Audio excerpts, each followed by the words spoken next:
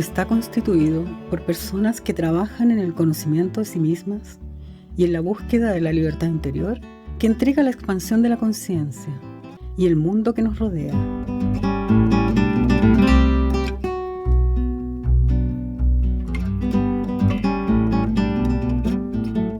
Tenemos dos grandes invitados, muy queridos por nosotros, unos amigos con más de 30 años, ambos trabajando en la obra de CAF. Voy a dejar con ustedes a Eliana Ordóñez, Juan Carlos Villa. Bueno, hoy día nos convoca un gran tema, ¿no? La fuerza de la transformación. El tipo de diálogos de esta vez va a ser diferente a otras veces, porque voy a entrevistar a Juan Carlos. Así que ahí vamos a ir caminando juntos en este diálogo. El título de hoy es un título muy hermoso que habla de la fuerza de la transformación. Y yo quiero preguntarte, Juan Carlos, ¿a qué te refieres tú cuando hablas de esta gran fuerza de transformación que la hemos visto tantas veces y sabemos lo importante que es para los seres humanos conocer esta fuerza? Sí. Primero, a mí este título, porque esta actividad la habíamos programado desde hace mucho tiempo, y en principio yo no sabía qué tema como traer, y de pronto me apareció en la mente, así que lo tomé y dije, bueno, me voy a arriesgar a ver qué resulta de esto. Y en el transcurso de la reflexión, como que me di cuenta que me decía en principio dos significados. El primero es que la transformación en sí misma genera una fuerza. Es el primer significado que me quedó como claro en la mente. Es decir, cuando un ser humano, cuando un alma logra hacer una transformación, y estamos hablando a nivel espiritual, o sea, no solamente las transformaciones sociales o las transformaciones externas o la transformación en su personalidad, sino que cuando un alma logra una transformación de sí misma profunda que queda latente en el alma como una realización, eso ya en sí mismo genera en el alma humana, digamos en el cuerpo místico de la humanidad, también una transformación. Y en ese sentido, entonces, es reconocer que efectivamente lo que nos ha sido de alguna manera fácil entender, comprender en este fenómeno de la espiritualidad,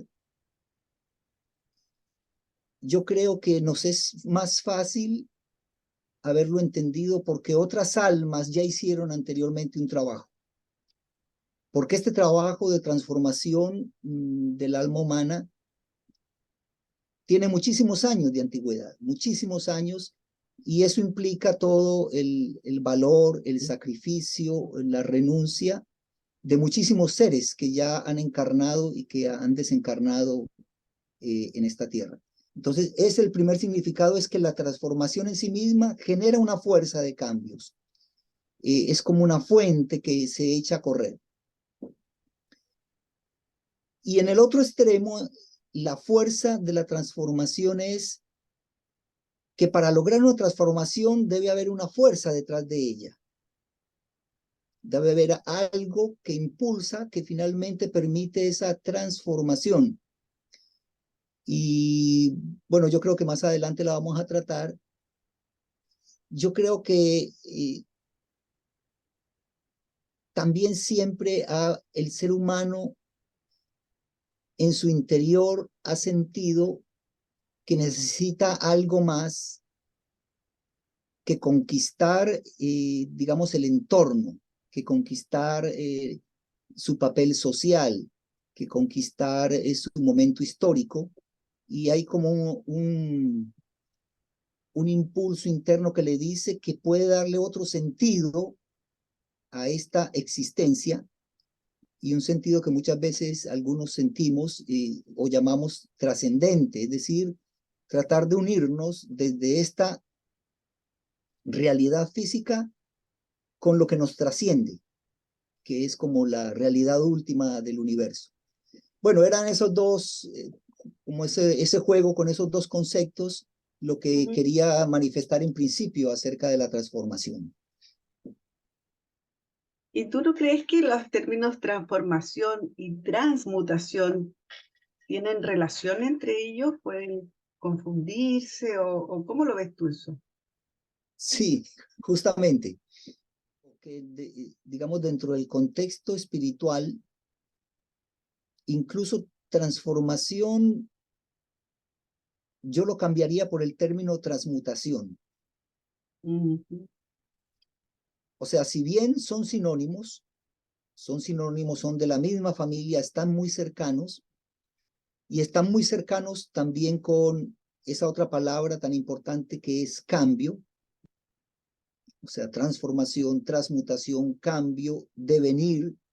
Toda esa familia de palabras, de conceptos están relacionados.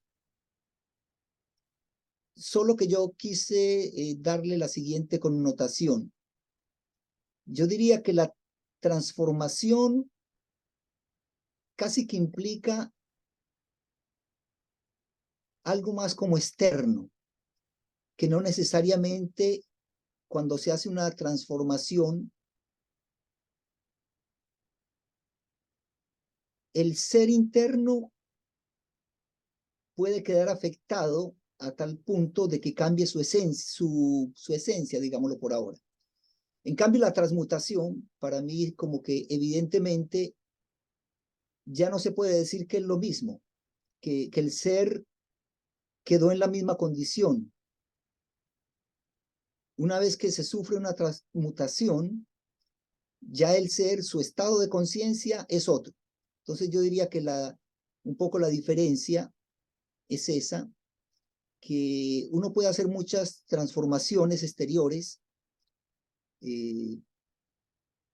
pero la transmutación que tiene que ver con los valores, que tiene que ver con el estado de conciencia, que tiene que ver con el estado o la expansión del amor, es otra cosa, que es lo que ha permitido que los seres humanos como que pasemos, así en un sentido lineal, que vayamos pasando desde estados de conciencia muy básicos, muy, digamos, muy elementales, a ir ascendiendo hacia estados de conciencia un poco más iluminados,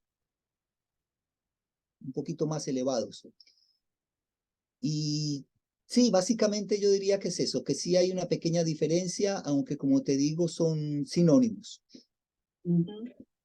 Están muy relacionados entre ellos, ¿no? Y al final yo me quedé con la palabra transformación, aunque en el fondo, cuando yo digo transformación, estoy queriendo decir transmutación, como algo mucho más profundo. Claro, tiene que ver como con los cambios en la esencia del ser, ¿no? En la esencia, sí. Claro. Exactamente. ¿Y qué fuerzas crees tú desde lo espiritual que promueven esta transformación interior? ¿Qué fuerzas son las que intervienen? Mira, ahí también yo creo que vamos a decir en conceptos que la mayoría de nosotros ya a lo mejor ha reflexionado durante años, pero que no por ser básicos ni de sentido común han perdido su importancia. Por ejemplo, los seres humanos tenemos una fuerza que es muy interesante, la fuerza de la voluntad. Si nos rigiéramos solamente como a la intervención que hemos hecho en el mundo físico, bueno, la fuerza de la voluntad es absolutamente básica para cambiar un entorno, para modificar un ambiente, absolutamente todo lo que tiene que ver con una fuerza física, una capacidad de construir, una capacidad de crear con las manos, en principio, de hacer todas las transformaciones que finalmente se plasman en lo que es nuestra civilización actual, necesitan de la fuerza de la voluntad. Y eso es la fuerza de la voluntad no solamente individual, sino la fuerza de la voluntad colectiva.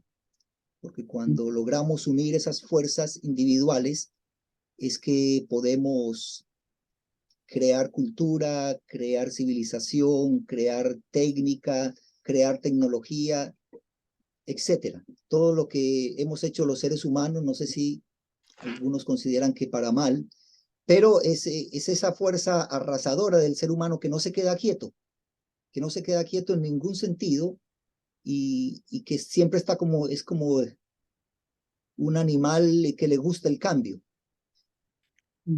O sea, es el hombre cambiante, el hombre que siempre está inquieto, que curiosea, que investiga, pero que para poder realizar todo eso que quiere, tiene que aplicar una fuerza que es aplicar su fuerza física.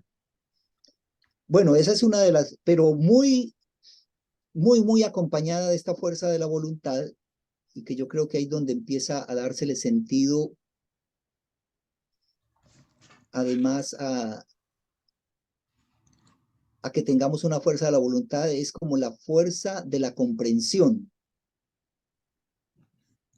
O sea, si nosotros no tuviéramos una mente, no tuviéramos un intelecto, no tuviéramos un mecanismo de raciocinio, de discernimiento, y que en algún momento nos ha dicho, este elemento A se relaciona de esta manera con este elemento B, y que inmediatamente, entonces uno dice, ah, ya, ahora entiendo y ahora puedo empezar a aplicarlo, empezar a derivar de esa comprensión muchas cosas que quiero hacer. Entonces, en la vida espiritual, lo mismo.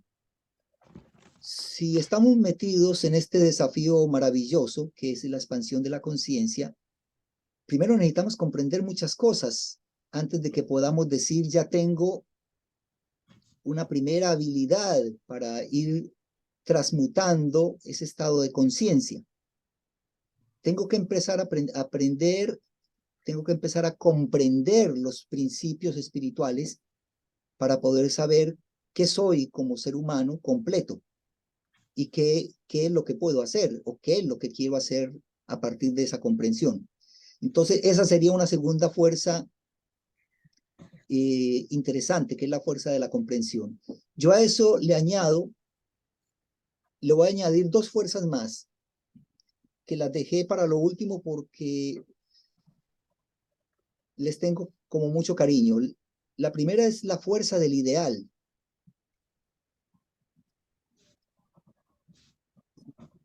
Bueno, digamos que el ser humano puede tener objetivos, propósitos en muchos niveles, a nivel físico, a nivel familiar, a nivel social, a nivel económico, etcétera.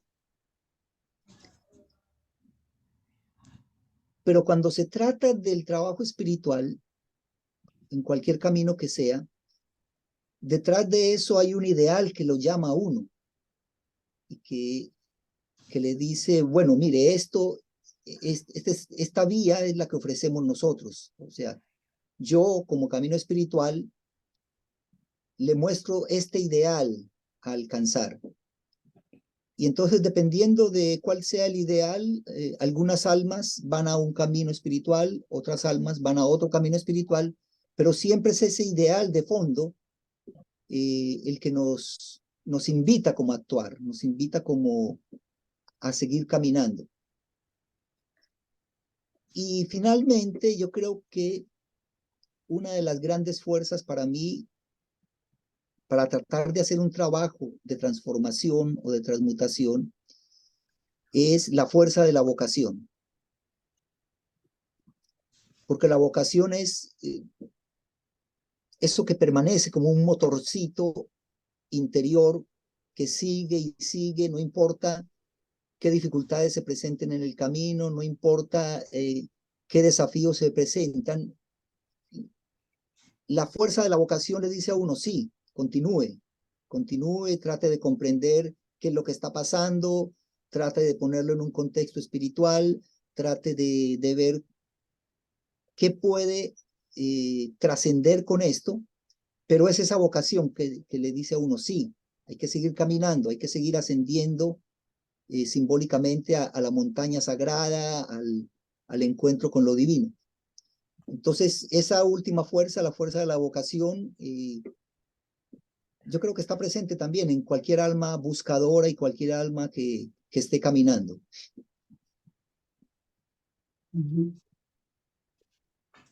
Bueno, nos has dado muchas ideas fuerzas de cómo hacer un trabajo interior, ¿verdad?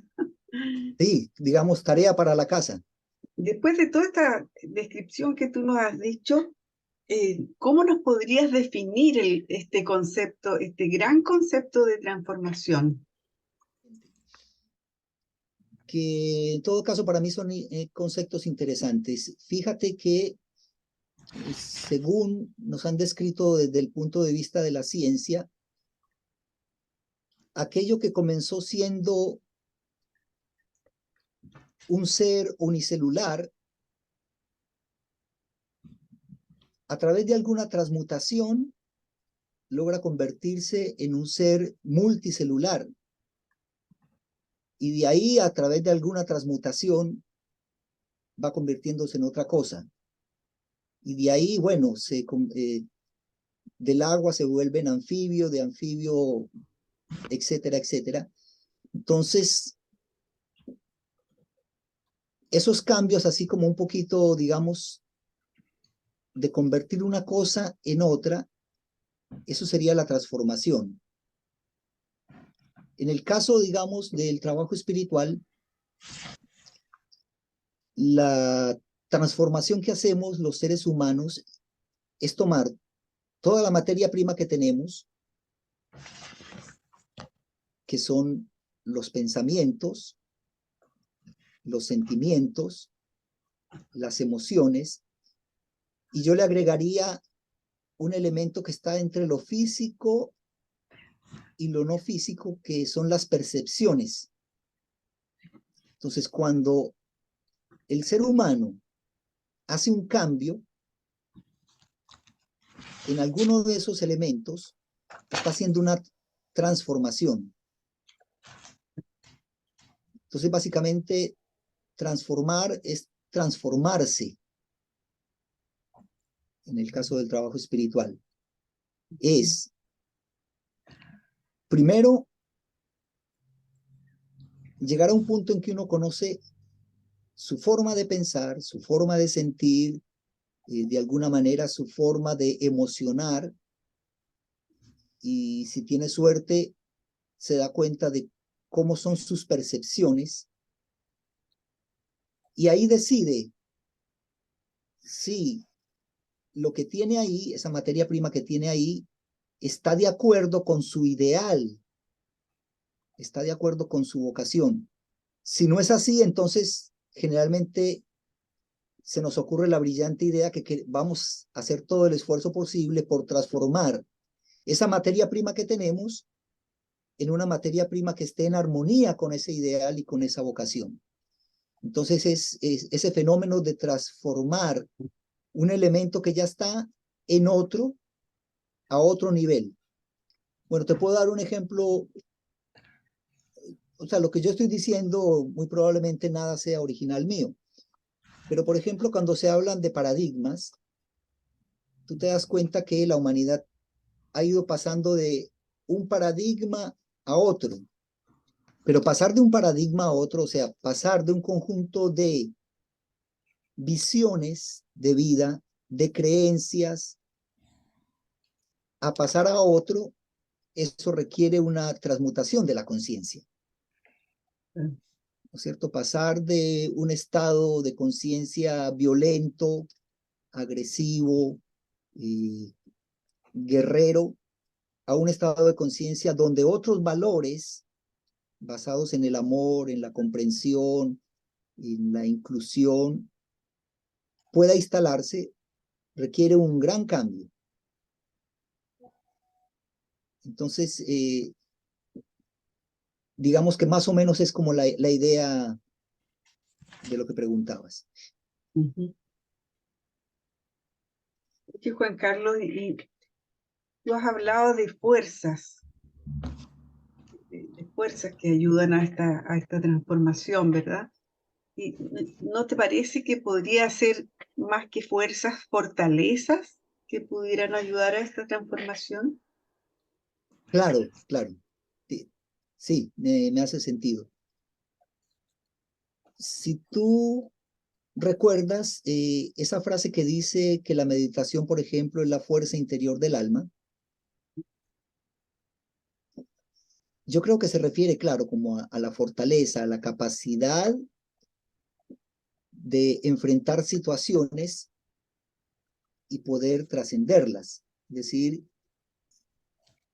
que mediante el autodominio y el autocontrol, que no son actitudes violentas hacia uno mismo, sino que el autodominio y el autocontrol quiere decir que lo que te decía, que yo sé lo que tengo como pensamientos, como sentimientos, como emociones y como percepciones,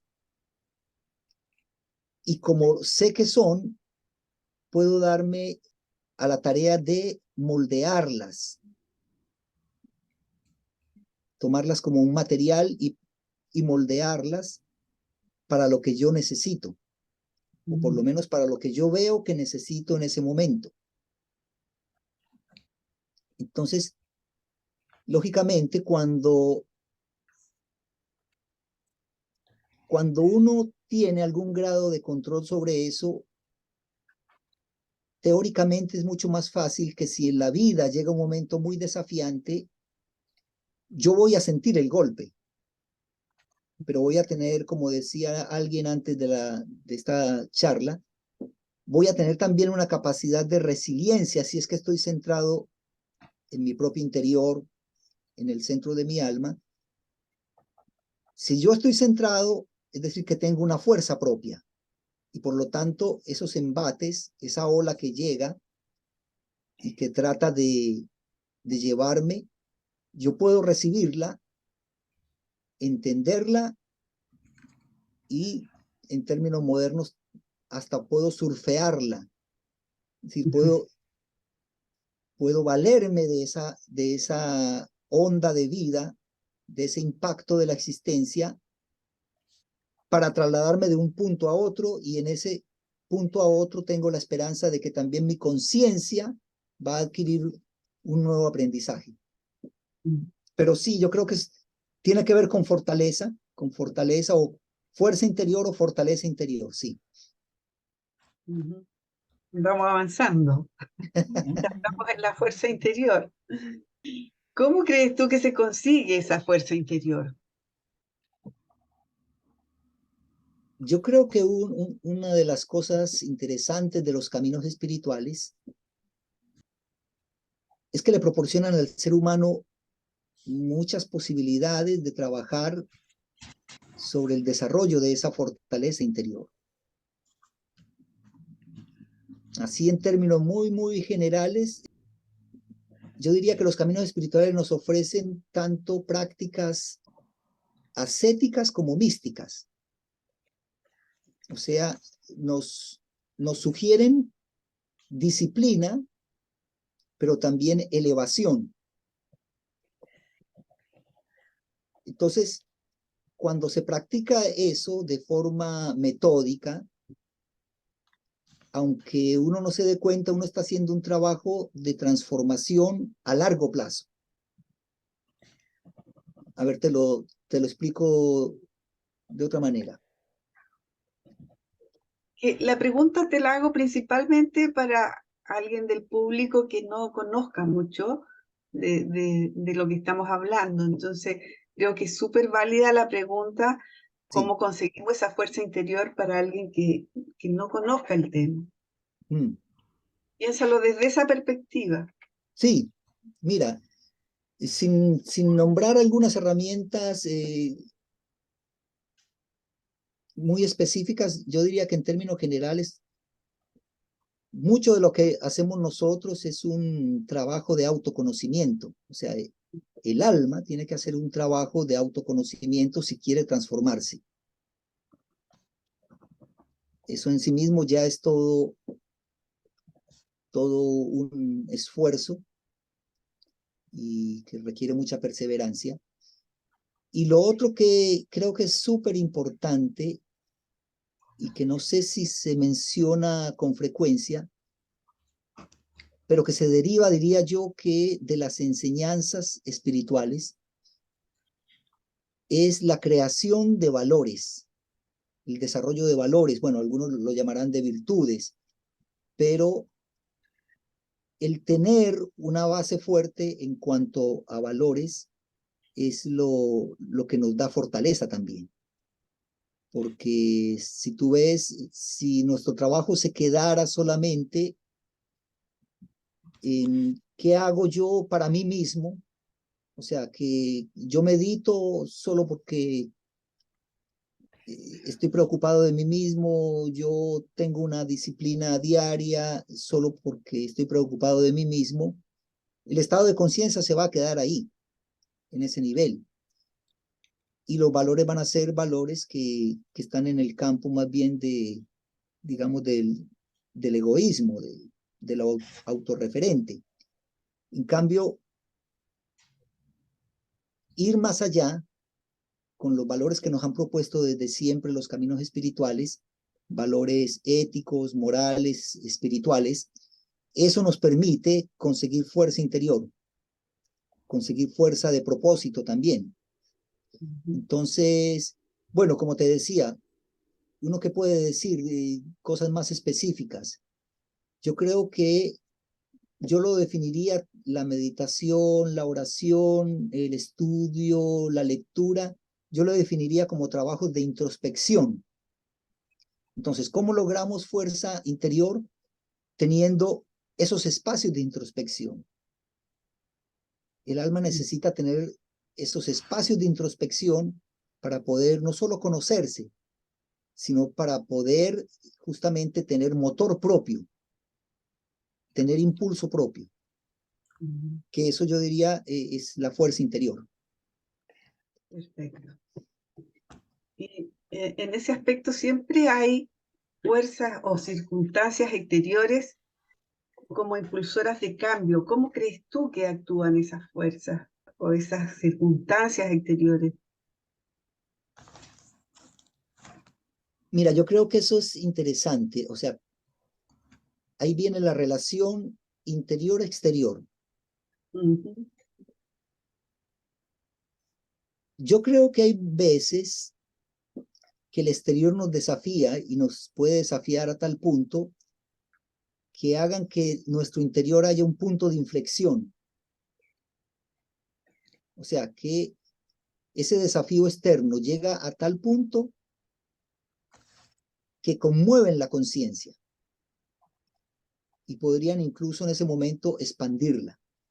A ver, una figura así medio, es como caerse del caballo. Es decir, Pablo de Tarso iba muy contento y de pronto se cae del caballo, pero no solamente se cae, sino que de alguna manera se ilumina. Su estado de conciencia ya dejó de ser el de siempre. Entonces, lo mismo cuando hay acontecimientos externos que nos desafían a que desafiemos nuestro estado de conciencia.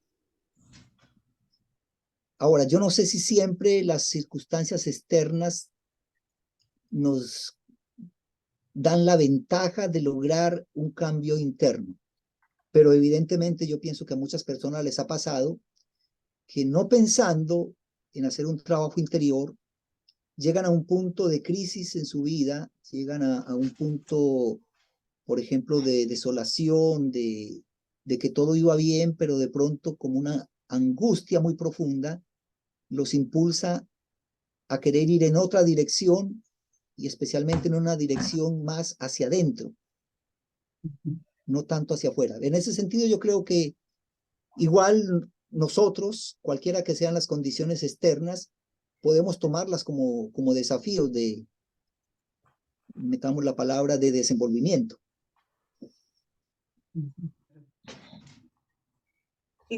Por ejemplo, en los caminos espirituales siempre ofrecen caminos de transformación o motivaciones de transformación. ¿Qué crees tú de eso? ¿Cómo ves que los caminos espirituales pueden ser un aporte en ese sentido para el ser humano? Sí, mira, de hecho yo diría que el primer elemento que tienen los caminos espirituales, incluso incluyamos en ello a las religiones, es el contenido de sus enseñanzas. Para quien esté buscando, puede ser que un simple texto, un simple párrafo, le signifique todo un impulso de vida. Entonces yo creo que el primer elemento que ofrecen los caminos espirituales es como un cuerpo de enseñanzas, como una base, no sé si llamarla teórica, una base teórica o una base revelada, un testamento, un legado de experiencias que han tenido otras almas y que se resumen en enseñanzas, y muchos de nosotros partimos de eso y nos apoyamos en eso, y creo que prácticamente toda la vida podemos apoyarnos en eso, porque nos siguen impulsando, es decir, me siguen invitando a comprender cada vez con mayor amplitud. Entonces, para mí es básico como elemento las enseñanzas, el cuerpo, digamos, teórico. Luego está lo que dije anteriormente. Es muy valioso todos los ejercicios ascéticos que nos presentan, ¿no es cierto? Todas las recomendaciones acerca de cómo trabajar el cuerpo, cómo trabajar la mente, cómo trabajar, digamos, en base a elementos como la oración, la meditación. Y luego está todo el trabajo que se hace a partir de el campo de la mística, es decir, cómo trabajo yo el campo de los sentimientos y el campo de los sentimientos cada vez en un plano más elevado, cómo también incluir las emociones, porque las emociones, si bien se han considerado siempre elementos básicos, muy biológicos, uno puede transformar o transmutar esas emociones en emociones un poco más elevadas. Entonces también el trabajo sobre lo que llamamos el corazón, simbólicamente, y sobre la intuición, son elementos que nos invitan justamente a trascender, a ir más allá de lo simplemente humano. Y en todo en este proceso, ¿qué fuerzas inconscientes son las que ayudan al proceso de cambio? Porque tenemos fuerzas inconscientes, ¿cierto? No nos damos cuenta de fuerzas Sí, que no sabemos. Entonces, ¿cómo claro. nos ayudan? Mira, yo creo que también es interesante. A pesar de que cualquier alma lleve mucho tiempo trabajando y trabajando honestamente y trabajando, digamos, metódicamente con su mundo interior, es tan vasto este campo de lo inconsciente que el trabajo de autoconocimiento no termina. Y además hay que sumar eso al proceso dinámico, ahora ya vamos a hablar interiormente, que es una réplica del exterior, el trabajo dinámico de cambio. Por ejemplo, digamos, pensemos un poco en el inconsciente colectivo.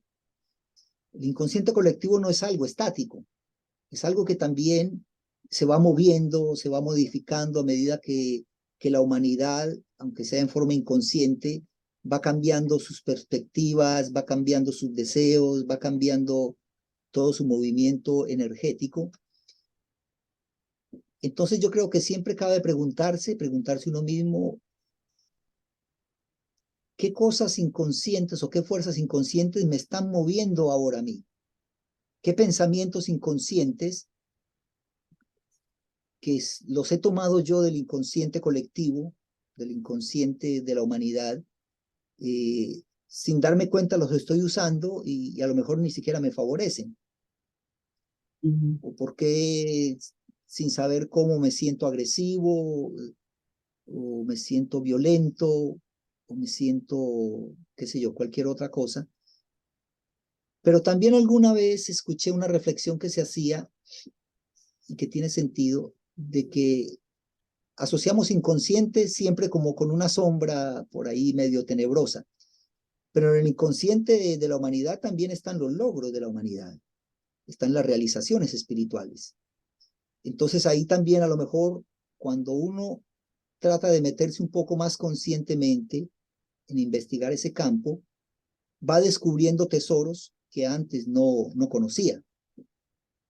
Entonces esas fuerzas inconscientes sí, nos movemos en buena forma a través de esos impulsos. Bueno, el impulso biológico, la energía vital es inconsciente, pero es lo que nos impulsa en muchos sentidos, impulsa la voluntad, impulsa la curiosidad, impulsa toda una serie de fuerzas que los seres humanos tenemos. ¿Y qué obstáculos crees tú que pueden entorpecer este proceso de transformación? ¿Cuáles serían los obstáculos que aparecen en la vida de un ser que Sí, pueden entorpecer este proceso? mira, cosas que son muy de la condición humana. No sé si hablar también de cosas de la naturaleza humana, pero cosas de la condición humana, por ejemplo, los miedos o las dudas. Bueno, hay dudas y dudas. Hay dudas que son dudas como impulsoras, dudas que nos llevan a aprender, que nos llevan a investigar, a ser creativos. Pero las dudas que son acerca, que tienen que ver con la autoconfianza del alma, esas pueden frenar, pueden ser muy determinantes, muy estancadoras. Y hay otra que es más conocida, que si bien hablábamos que el ser humano es un animal de cambios, pero también tenemos una beta que es más bien conservadora, que nos lleva a la resistencia al cambio. O sea, por un lado, queremos conocer más, queremos investigar, queremos generar nuevo conocimiento en todos los campos, pero también tenemos resistencia al cambio. Cuando llegamos a un concepto, llegamos a una idea, llegamos a una ideología que nos gustó y nos sentimos cómodos ahí, y vamos a generar resistencia a cualquier cosa que trate de ampliarnos eso a lo que hemos llegado y con lo que nos sentimos cómodos. Y lo otro, yo diría que cuando al principio hablábamos de la fuerza de la voluntad, cuando no se ha trabajado sobre fortalecer la voluntad, eso también nos impide, digamos, hacer un movimiento deliberado, consciente de transformación, porque es la fuerza del querer está muy disminuida, está muy gastada. Entonces, primero hay que trabajar sobre fortalecer la voluntad y el querer, qué es lo que quiero hacer con mi vida. Y eso me permitiría ver de alguna manera si quiero, qué transformaciones puedo hacer o qué transformaciones quiero hacer. ¿Y qué cualidades ayudarían entonces a este proceso de transformación continua? cómo podríamos hacerlo o Sí, trabajar. yo ahí diría, y me iría rápidamente al concepto este de la relación que hay entre voluntad y conciencia. Mm. Entonces, en cuanto a la conciencia, hay una cualidad que es muy interesante y es la capacidad de discernir, la capacidad como de tener una amplitud respecto a nuestras percepciones, porque nosotros conocemos el mundo a veces no en forma directa, sino a través de nuestras percepciones.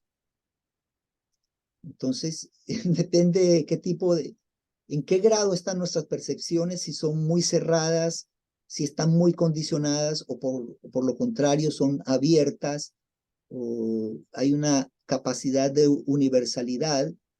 Eso ayudaría a que haya un tipo de comprensión o de otra. Entonces, yo diría que un trabajo interesante que nos proponen en el trabajo espiritual es aprender a discernir, bueno, llamámoslo aprender a pensar en cierto sentido, pero es utilizar esa capacidad de diferenciar una cosa de otra y apoyándose lógicamente en las enseñanzas espirituales, uno hacer las relaciones que sean necesarias para el propio desenvolvimiento. Entonces yo diría que el discernimiento es una de esas cualidades necesarias. Luego, lo que te decía, cuando nos ofrecen herramientas ascéticas, de alguna manera lo que nos ofrecen es una disciplina, un método. Por lo tanto, es importante para poder hacer una transformación, ser perseverante en el tiempo. Porque cuando uno hace un cambio, que habitualmente son cambios pequeños, y se descontinúa el esfuerzo, muere el esfuerzo ahí y muere el resultado ahí. La posibilidad de una transformación muere en eso. Entonces, más bien yo creo que la gran transformación que le ocurre a un ser humano en el tiempo es que él vaya sumando una pequeña transformación a otra pequeña transformación, a otra pequeña transformación, hasta que eso sea como una masa crítica interna. Y de pronto uno lo que trataba de comprender durante años logra finalmente visualizarlo. Entonces yo diría que el esfuerzo, como tú decías, continuado, porque la transformación es muy bajo el porcentaje, creo yo, de los que logran transformarse de forma radical de un momento a otro. Yo creo que el 99.9% de los seres humanos logramos una transformación, pero dentro de un proceso que habitualmente es muy lento.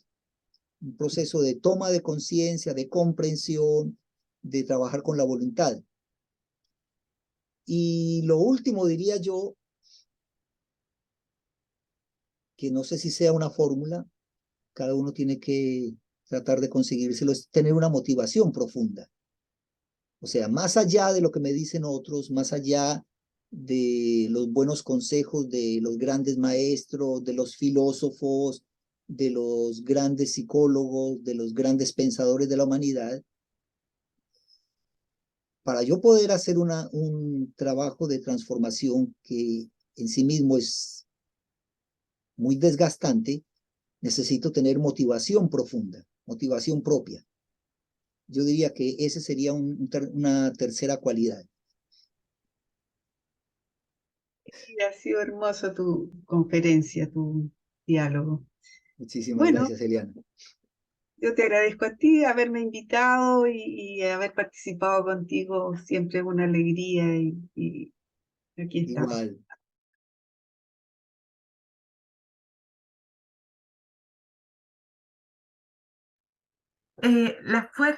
Víctor Riveros dice, la fuerza de la vocación se puede comparar con la iluminación espiritual.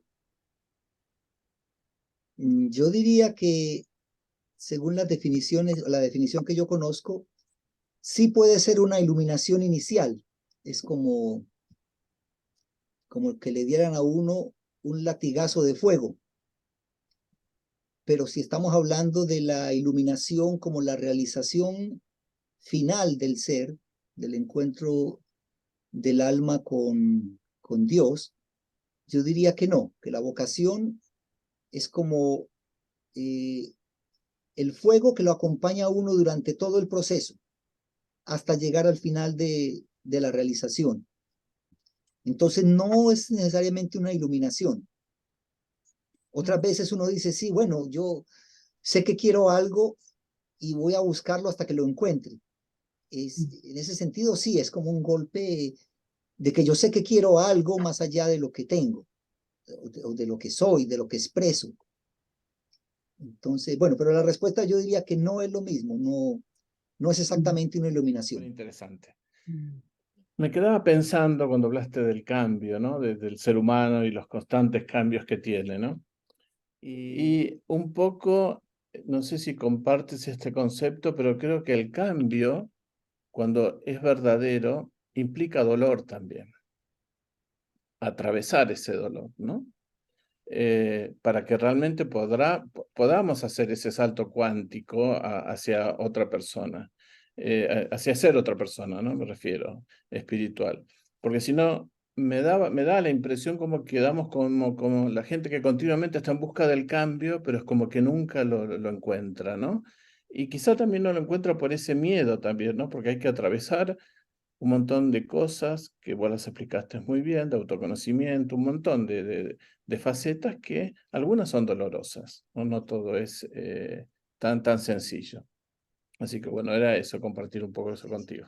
Gracias. Bueno, sí, nos dejas un campo de reflexión muy interesante. Mira, piensa en lo siguiente, incluso a nivel, llamémoslo un poco así, físico, claro, hay muchos cambios. Por ejemplo, cambiamos las leyes. Ah, magnífico. Cambiamos los reglamentos o cambiamos el mobiliario de la casa o cambiamos no sé qué, cambio de vestido, cambio de muchas cosas. Pero no necesariamente esos cambios son transformaciones. O sea, no necesariamente esos cambios afectan al ser en su estado de conciencia.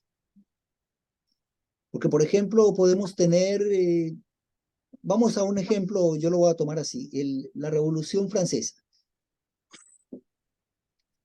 Los planteamientos que hacían a nivel general eran fabulosos. Libertad, fraternidad, igualdad.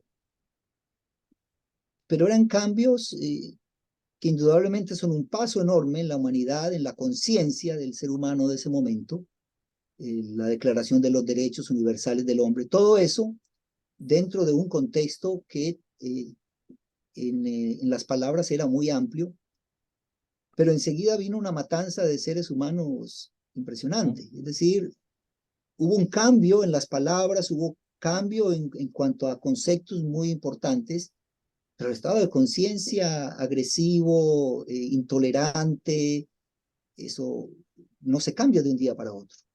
Y no se cambia solamente con palabras, aunque las palabras son importantes para apoyar un proceso de cambio, de transformación.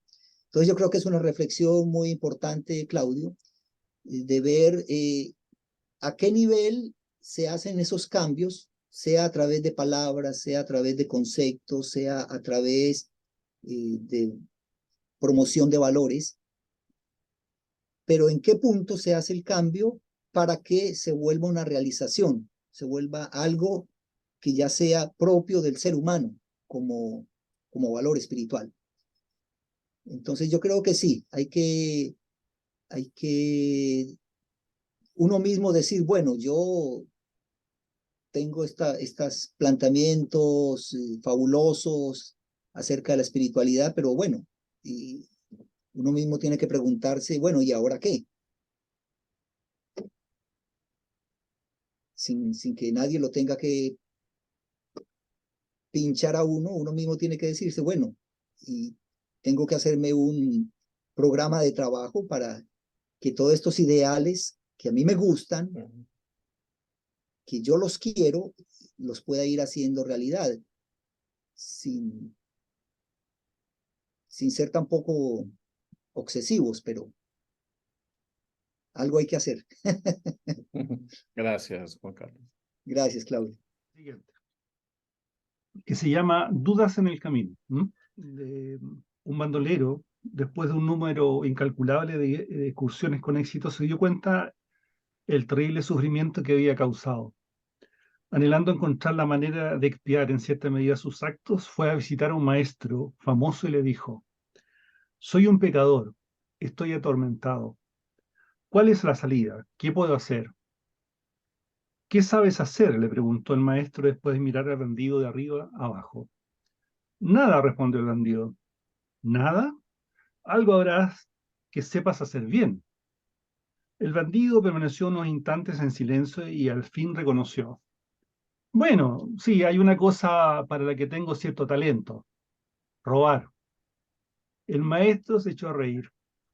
Muy bien, esa es exactamente la habilidad que vas a necesitar ahora. Vete a un sitio tranquilo y róbate todas tus percepciones. Roba todos los planetas y las estrellas del cielo y disuélvelos en la nada. El espacio de la naturaleza de la mente que todo lo abarca. En 21 días el bandido abandonó y haber logrado el conocimiento de la naturaleza de su mente. Y con el tiempo llegó a ser considerado uno de los grandes santos de la India. En la antigüedad, pues, había maestros extraordinarios y alumnos tan receptivos y dedicados como este bandido, que podían alcanzar la liberación practicando con inflexible devoción una sola instrucción. Cuando el maestro le hace esta invitación, digamos, a este bandido, reconoce en el fondo que en la naturaleza de nosotros mismos está el proceso de la transformación y el cambio, independientemente del punto de partida que tenga cada cual. La naturaleza de todas nuestras ideas, de nuestras emociones, de todas nuestras percepciones se encuentra en nosotros mismos. La vida espiritual, la experiencia espiritual, es un desafío profundo. Eso es lo que quería como mencionarlo, ¿no? Y que tiene siempre esta doble cara de pugna, digamos, de las fuerzas conservadoras que existen en nosotros, pero también la otra fuerza de transformación y de cambio. Es una tensión, y además una tensión que nunca se resuelve. Bueno. El término desenvolvimiento espiritual, las 10 palabras que tiene, la última que termina es transmutar. Todo ese esfuerzo que hace el alma finalmente llega a un puerto que se llama la transmutación,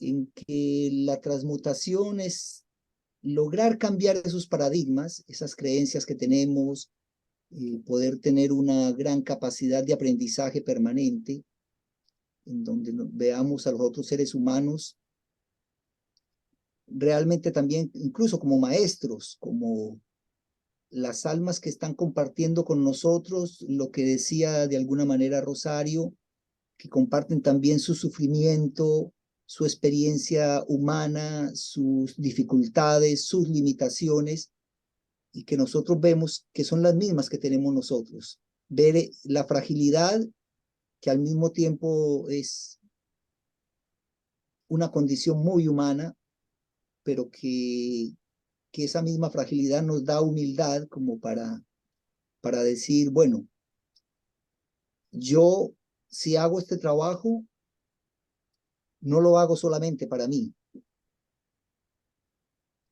Siempre lo hacemos porque estamos trabajando sobre el alma humana, estamos trabajando sobre el cuerpo místico de la humanidad. Entonces, cualquier transmutación o transformación o cambio o ampliación de un punto de vista lo estamos haciendo sobre el alma humana. Así que yo creo que finalmente el gran regalo que nos hacen los caminos espirituales es un regalo de esperanza. Los caminos espirituales lo que nos dicen, no sé si explícitamente, pero nos dicen, mire, el ser humano tiene capacidad de cambio. Muy bien, ha llegado el momento de despedirnos. Deseamos dejarles cordialmente invitados a nuestro próximo encuentro y por favor no olviden de compartir e invitar a sus familiares y amigos. Tengan todos